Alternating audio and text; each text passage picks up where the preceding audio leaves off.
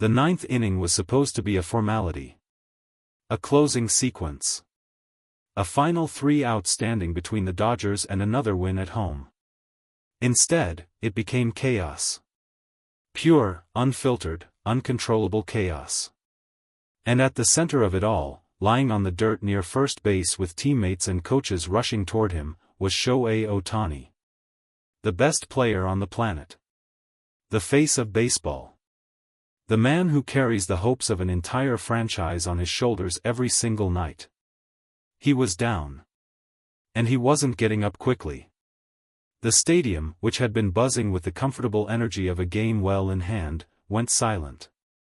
Not the kind of silence that comes from tension or anticipation.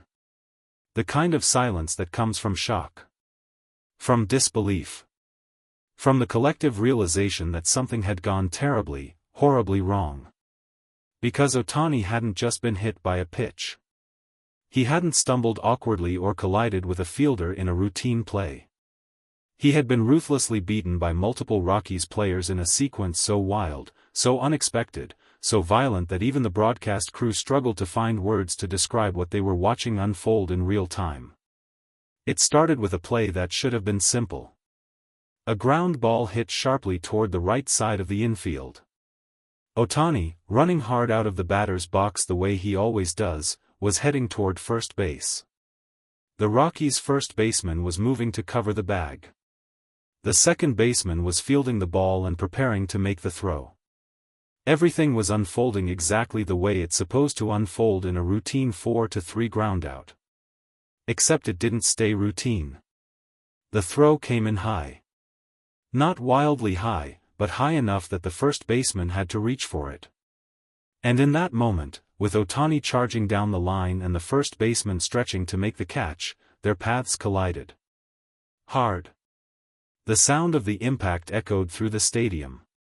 Ohtani went down immediately.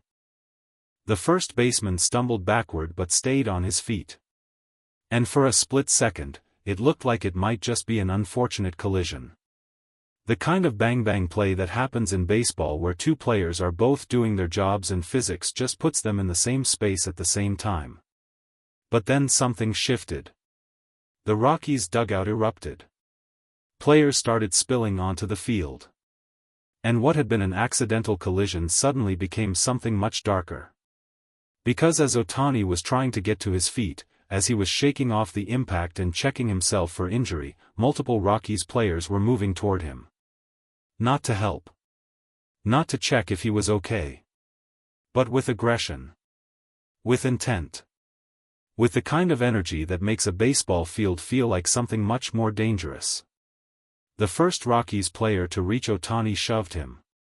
Not hard enough to knock him back down, but hard enough to make it clear this wasn't about the play anymore. This was personal. The second player came in with words. Shouting. Pointing.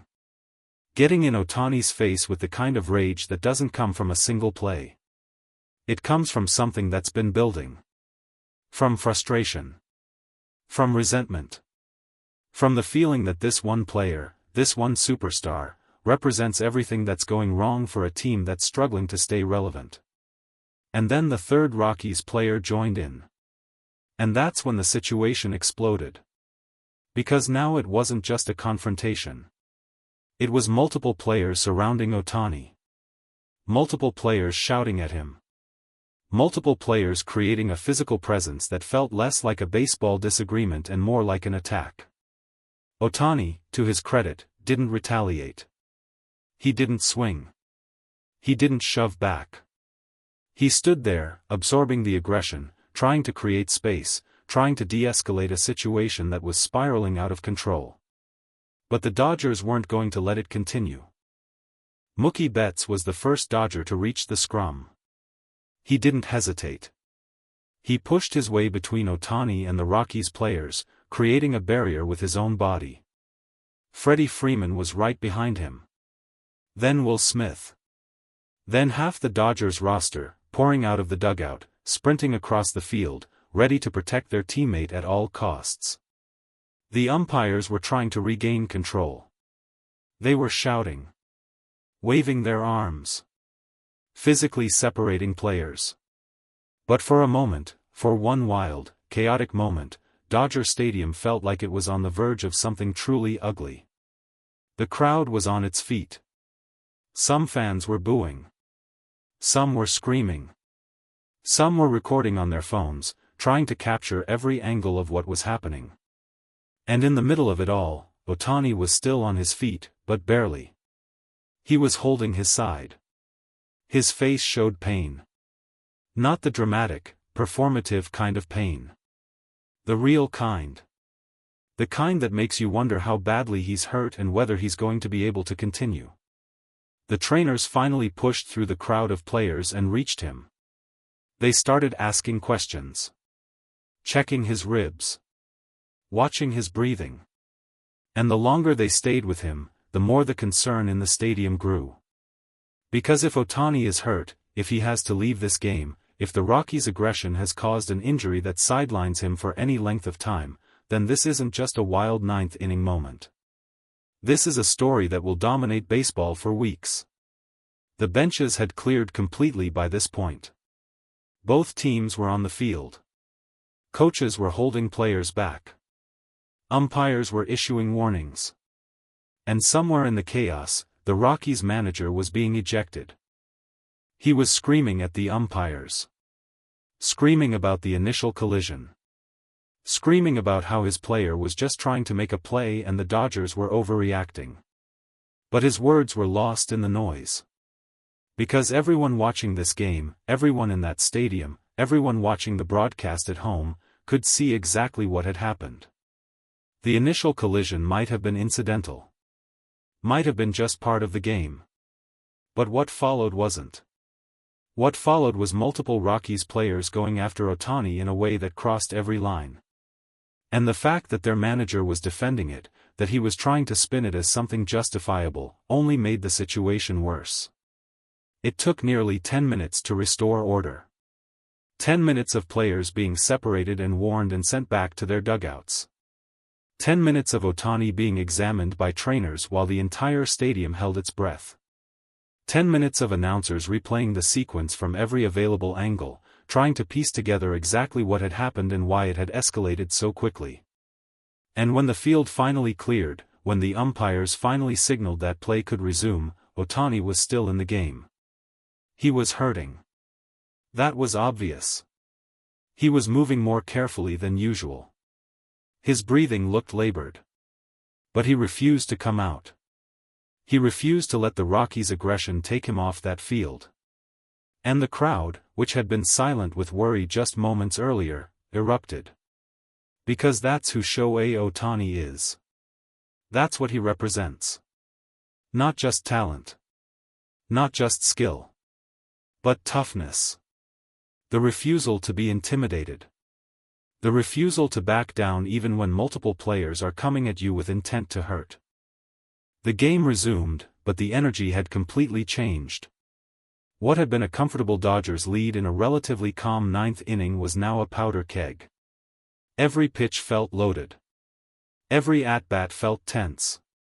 The Dodgers players were still furious. You could see it in their body language.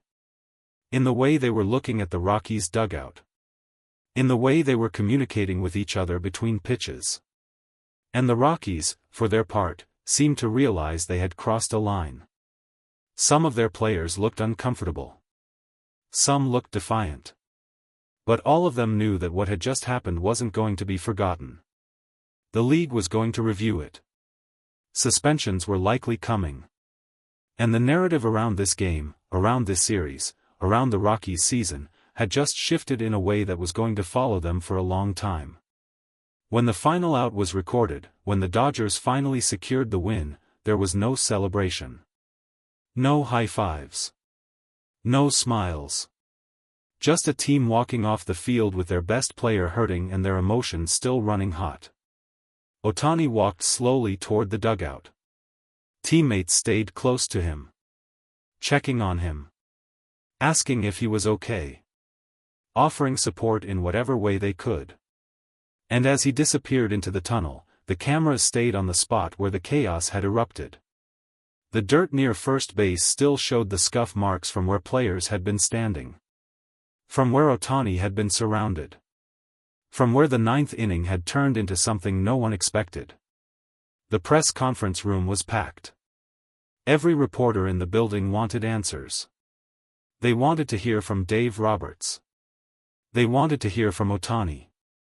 They wanted to know how badly he was hurt, whether the Rockies would face consequences, and whether this incident was going to have lasting effects on the rivalry between these two teams.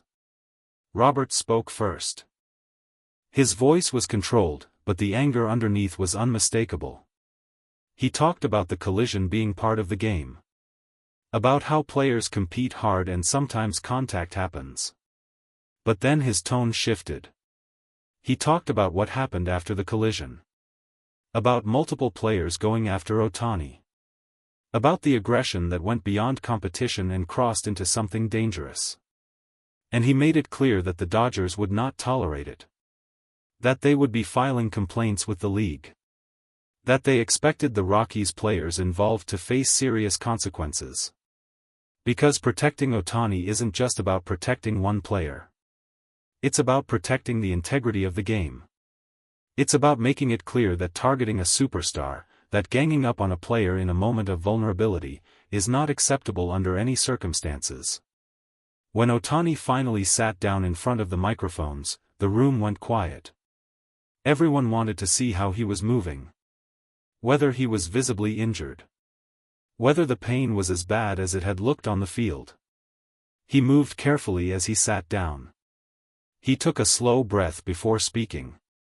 And when he finally addressed what had happened, his words were measured. He didn't attack the Rockies. He didn't call for suspensions or demand apologies. He simply said that the collision was part of the game, but what happened afterward was unnecessary.